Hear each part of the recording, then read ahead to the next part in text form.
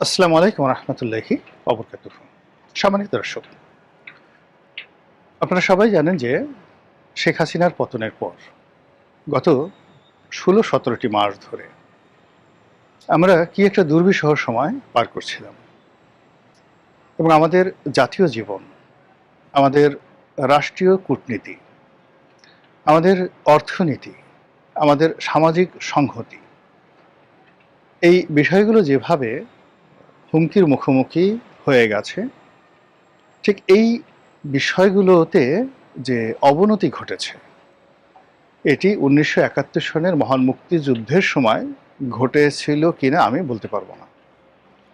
যারা মুক্তিযুদ্ধের সময় সমাজচিন্তক ছিলেন, রাষ্ট্রবিজ্ঞানী ছিলেন, রাজনৈতিক বিশ্লেষক ছিলেন, তারা এই বিষয়গুলো এখনকার সময়ের সঙ্গে মিলিয়ে যদি বিশ্লেষণ করেন তাহলে হয়তো এটা আমার চাইতে তাদের সেই মূল্যায়ন অনেকাংশে নিরপেক্ষ হবে, বস্তুনিষ্ঠ হবে এবং বাস্তবভিত্তিক হবে।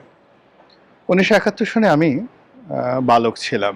আমার যতটুকু মনে পড়ে, যে দৃশ্যগুলো দেখেছি, তাতে আমার কাছে মনে হয়েছে যে আমাদের মধ্যে যে যুদ্ধের ভীতি, এটি শুরু হয়েছিল আগস্ট সেপ্টেম্বর মাসে, আর এটা ডিসেম্বর মাসের প্রথম সপ্তাহ পর্যন্ত, অর্থাৎ ৫ থেকে ৬ তারিখ পর্যন্ত এই ভয়টা আমাদেরকে তাড়া করেছিল গ্রাম বাংলাতে, আমি যখন গ্রামে থাকতাম।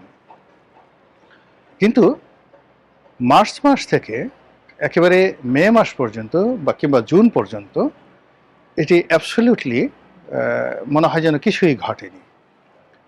উপজেলা শহরগুলোতে বা থানা শহরগুলোতে ওখানে মুক্তিযোদ্ধাদের ট্রেনিং হচ্ছিল, লোকজনের মধ্যে একটা উন্মাদনা, সবাই বিবিসি বা ভয়েস অফ আমেরিকার খবর শুনছে, অনেকে হুটহাট করে মুক্তিযুদ্ধে চলে গেছে, এই পর্যন্তই।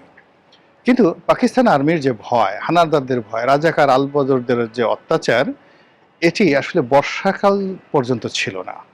আপনারা জানেন যে আমাদের দেশে যে বৈশাখ জ্যৈষ্ঠ মাস প্রচণ্ড দাবদাহ থাকে, আষাঢ় শ্রাবণ ভাদ্র এই ৩টি মাস দেশের বেশিরভাগ অঞ্চল এখন নয়, ঠিক ১৯৭১ সনে সেই পানিতে প্লাবিত থাকতো এবং মানুষ খাদ্যের যোগান, বর্ষাকে মোকাবেলা, ফসল ঘরে তোলা, গৃহপালিত গবাদি পশু নিয়ে এতটা ব্যস্ত যে যুদ্ধ নিয়ে চিন্তা করার সময় তাদের থাকতো না। জীবন যুদ্ধই তাদের কাছে গুরুত্বপূর্ণ হয়ে যেত।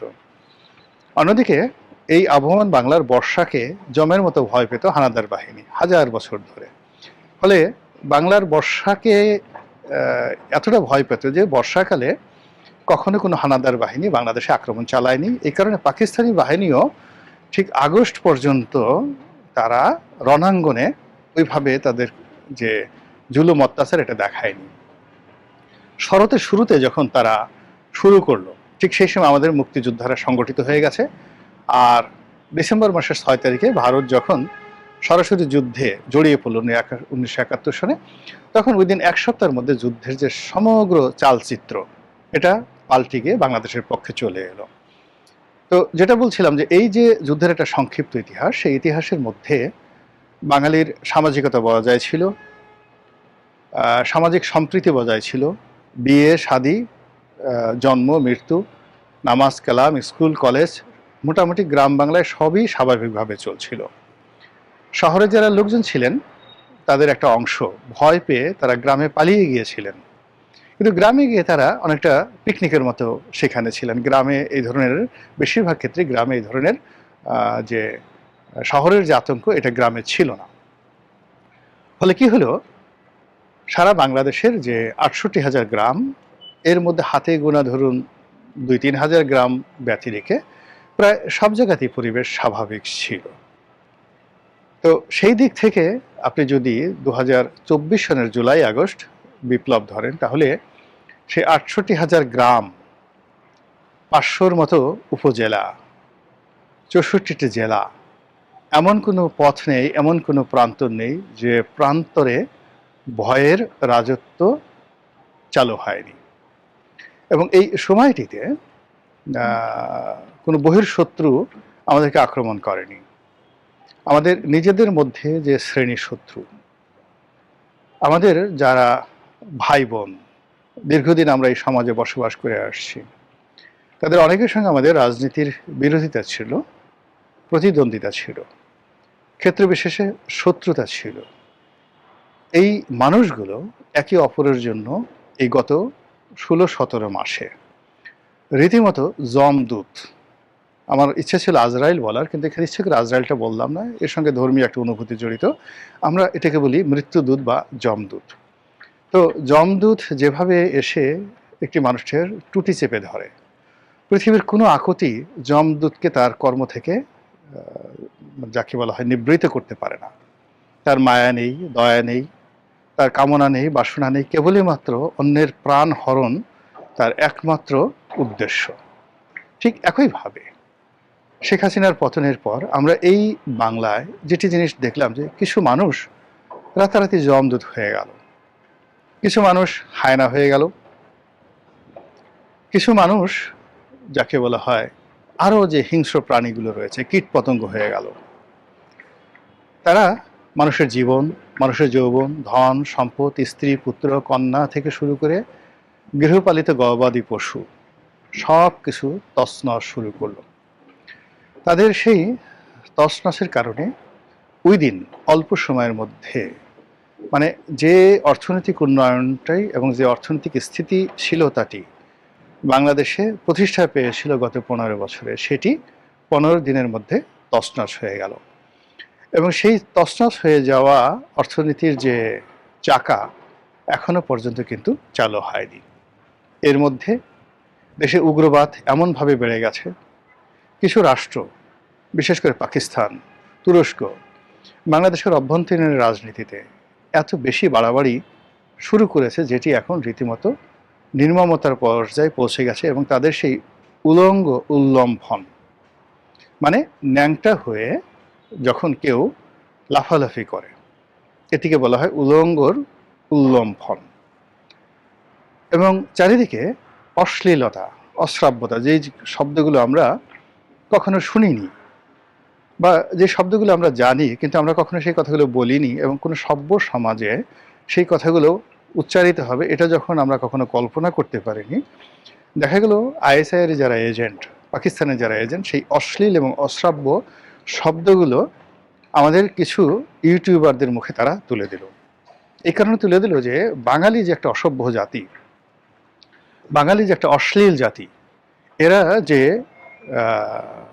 পেটের আবর্জনা মুখে নিয়ে ঘুরে বেড়ায়, এরা যে মানুষের যে পায়ুপথ এবং যৌনাঙ্গ, এই দুটো অঙ্গকে চশমা রূপে, বাইনোকুলার রূপে নিজেদের চোখের সঙ্গে লাগিয়ে এবং যত রকম পৃথিবীর দুর্গন্ধ রয়েছে সমস্ত দুর্গন্ধ সারা শরীরে মেখে এরা যে একটা নিষিদ্ধ প্রাণী, হারাম প্রাণী, ইসলামের দৃষ্টিতে হারাম প্রাণী একটা পশুও রয়েছে, আমি নামটা উচ্চারণ করলাম না, আচার আচরণের সেই হারাম প্রাণীদের প্রতিনিধিত্ব করে। এটি কিছু ইউটিউবারদের মাধ্যমে যখন পুরো বাঙালি জাতির চরিত্র হনন করার চেষ্টা করা হচ্ছিল, ঠিক সেই সময়টিতে 1971 সালের মতো রাশিয়া বাংলাদেশের অস্তিত্ব রক্ষায়, সভ্যতা রক্ষায়, স্বাধীনতা এবং সার্বভৌমত্ব রক্ষায় এগিয়ে এসেছে বলে নানা মাধ্যমে কূটনৈতিক মহলে কথা বলার চেষ্টা হচ্ছে বা একটা ন্যারেটিভ তুলে ধরার চেষ্টা হচ্ছে। আপনারা জানেন যে বাংলাদেশের প্রধান রাজনৈতিক দল বিএনপি, বিএনপির ভারপ্রাপ্ত চেয়ারম্যান জনাব তারেক রহমান সাহেব দীর্ঘদিন ধরে সুদূর প্রবাসে অবস্থান করছেন। তো তিনি প্রবাসী থেকে তার দল পরিচালনা করতে গিয়ে নানা রকম বাধার সম্মুখীন হচ্ছেন, এবং এটা হয় না, রাজনীতি একটা প্র্যাকটিক্যাল বিষয়। এখানে সরাসরি মাঠে উপস্থিত না থাকলে আসলে রাজনীতির যে পরিপূর্ণ নিয়ন্ত্রণ কখনোই কোনো নেতার হাতে থাকে না। তো শেখ হাসিনার জামানাতে তিনি দেশের বাইরে থেকেছেন, এর কারণ হলো তার বাংলাদেশে আসার মতো অবস্থা ছিল না, কোনো পরিস্থিতি ছিল না, আর সরকারও সেটা চায়নি। কিন্তু যখন একটা পট পরিবর্তন হলো, তখন এই বৃহত্তম রাজনৈতিক দলটিকে আগুলসালো করার জন্য, এটিকে ব্যাকফুটেজে পাঠিয়ে দেওয়ার জন্য যে চেষ্টা এবং তদবির হচ্ছিল, এবং যে রাজনৈতিক শূন্যতা তৈরি করে একটি অরাজকতার পরিস্থিতির মাধ্যমে যারা 71-এ পরাজিত শক্তি, তারা যেভাবে সংগঠিত হওয়ার চেষ্টা করছিল, আবার যেভাবে পাকিস্তানের সঙ্গে অন্তর্ভুক্তি করা, অন্ততপক্ষে সাংস্কৃতিকভাবে, রাজনীতির যে ধর্মতত্ত্ব সেইভাবে, কিংবা বাংলাদেশে একটি ইসলামী রাষ্ট্র কায়েম করার ব্যাপারে, একটি এমিরেটস কায়েম করার ব্যাপারে, একটি খিলাফত কায়েম করার ব্যাপারে যেভাবে তৎপরতা চলে আসছিল, এটি সভ্যতার জন্য, গণতন্ত্রের জন্য, স্বাধীনতার জন্য, সার্বভৌমত্বের জন্য রীতিমতো একটি হুমকি স্বরূপ। তো এই অবস্থাতে আমাদের যে ডিপ স্টেট পলিসির যারা প্রবক্তা ছিলেন মার্কিন যুক্তরাষ্ট্র, এবং এই ঘটনার সঙ্গে ভারতও জড়িত ছিল, শেখ হাসিনার যে পতন, সেই পতনের সঙ্গে ভারতের কিছুটা হলো তাদের সংযুক্তি রয়েছে, এবং একই ঘটনা তারা 1975 সনে ঘটিয়েছিল। এর কারণ হলো আপনি দেখেন অনেক সময় নিজের ঘরের সন্তান বা নিজের পেটের সন্তান, ওরুর সন্তান পিতামাতার জন্য ভয়ঙ্কর হয়ে ওঠে। তখন সেই সন্তানকে শিক্ষা দেওয়ার জন্য পিতামাতা যে শাস্তিমূলক ব্যবস্থা নেয় বা তাকে বোঝানোর জন্য যে তুমি যে কাজটি করছো সেটি ঠিক নয়। আওয়ামী লীগের 2021 সন থেকে আওয়ামী লীগের যে আচরণ, অনেক আচরণ ভারতের পছন্দ হচ্ছিল না। শেখ হাসিনা নিজের পায়ে দাঁড়াতে চেষ্টা করছিলেন, তিনি ভারতের কর্তৃত্ব থেকে বের হওয়ার চেষ্টা করছিলেন, তিনি চীনের সঙ্গে একটি বন্ধুত্ব সম্পর্ক, আমেরিকার সঙ্গে একটি কূটনৈতিক সম্পর্ক স্থাপনের চেষ্টা চালিয়ে যাচ্ছেন। এটি ভারত কোনো অবস্থাতেই মেনে নেয়নি। ভারত এখানে একেবারে পরিপূর্ণভাবে 100% দাসত্ব তারা কামনা করছিল, যেটি শেখ হাসিনা আসলে নিতে পারেননি। এর ফলে যেটা হলো, শেখ হাসিনাকে একটা শিক্ষা দেওয়ার দরকার ছিল। ফলে কি হলো, ভারতের যে অন্তর্নিহিত বেদনা, মার্কিন যুক্তরাষ্ট্রের ক্ষোভ, আমাদের দেশে আওয়ামী লীগের যে সকল অপশাসন ছিল, কুশাসন ছিল, ছাত্রলীগ যুবলীগ নিয়ে, আওয়ামী লীগ নিয়ে যে অভিযোগ ছিল সমাজে, সব মিলিয়ে যখন একটা বিপ্লব, বিদ্রোহ, গণ অভ্যুত্থান ঘটার একটা পরিবেশ পরিস্থিতি হলো, ঠিক সেই সময়টাতেই জুলাই আগস্ট বিপ্লব সংগঠিত হয়ে গেল। এটিকে এখন অনেকে বিপ্লব বলছে না, গণ অভ্যুত্থান বলছেন। সেটি সংগঠিত হয়ে গেল। তো সেটি সংগঠিত হওয়ার পরে মানুষের যে আশা ছিল, আকাঙ্ক্ষা ছিল গণতন্ত্রায়নের, মানুষের যে আশা ছিল রাজনীতি, বাক স্বাধীনতা এবং অর্থনৈতিক মুক্তির ব্যাপারে, মানুষের যে আশা ছিল একটি বৈষম্যহীন সরকার গঠন, একটি বৈষম্যহীন সমাজ গঠন, একটি বৈষম্যহীন রাষ্ট্র গঠন, পুরো জিনিসটি অবস্থা এমন হলো, প্রথম দিকে বলা হতো যে যেই লাউ সেই কোদো, অর্থাৎ জুলাই আগস্ট যে অভ্যুত্থানের 1 মাসের মাথায় মানুষের স্বপ্ন ভঙ্গ হয়, এবং যারা বিপ্লবের নায়ক, গণ অভ্যুত্থানের নায়ক, তাদের কর্মকাণ্ড, কথাবার্তা, আচার আচরণ সব কিছু দেখে মানুষ বলাবলি করার চেষ্টা করলো, প্রথমে যেই লাউ সেই কদু, অর্থাৎ আগে যা ছিল তাই তো আছে। পরবর্তী মাসে বলা শুরু হলো আগেই ভালো ছিলাম, এখন যা আছে তার সাথে আগেই ভালো ছিলাম।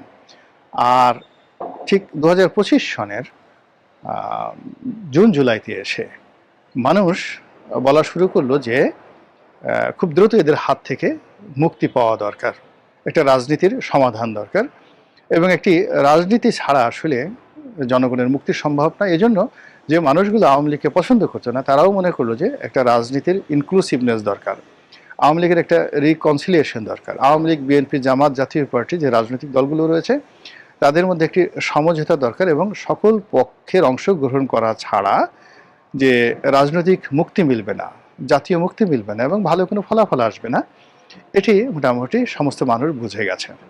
তো যখন জনগণ মুখ ফিরিয়ে নিয়েছে, ঠিক সেই সময়টিতে যারা এই ডিপ স্টেট পলিসির জনক, কিংবা ধরুন যারা এই আইএসআইয়ের এজেন্ট, পাকিস্তানের এজেন্ট, তারা অনেকটা বেপরোয়া হয়ে পড়ল।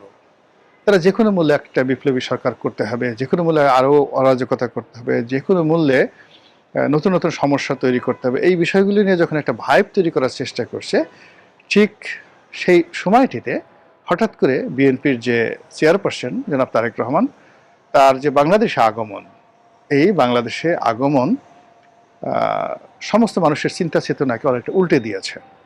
এবং তার আসার পেছনে জনাব ভ্লাদিমির পুতিন কিংবা রাশিয়ার যে কূটনৈতিক মহল, তাদের একটা গ্রিন সিগন্যাল আছে, অনেকে বলছে ভারতের একটা গ্রিন সিগন্যাল আছে, এবং তারা তাকে প্রোটেকশন দিয়ে, নিশ্চয়তা দিয়ে বাংলাদেশে পাঠিয়েছে, যাতে করে একটা রাজনীতির সমতা হয়। এটি নিয়ে বিভিন্ন পক্ষ বিপক্ষ নানা রকম সমালোচনা করার চেষ্টা করছেন, কিন্তু আমি মনে করি ব্যক্তিগতভাবে যে যা কিছুই হোক না কেন, একটা গণতন্ত্র আসুক। এদেশের যারা বাসিন্দা আমরা সবাই মিলেমিশে থাকি। আমাদের দেশটি উন্নয়নের যে ধারাবাহিকতা শুরু করেছিল সেই ধারাবাহিকতাটা বজায় থাকুক এবং আমরা যে যার অবস্থানে ভালো থাকি। মহান আল্লাহ রাব্বুল আলামিন আমাদের সবাইকে হেদায়েত দান করুন এবং হেফাজত করুন। আসসালামু আলাইকুম ওয়া রাহমাতুল্লাহি ওয়া বারাকাতুহু।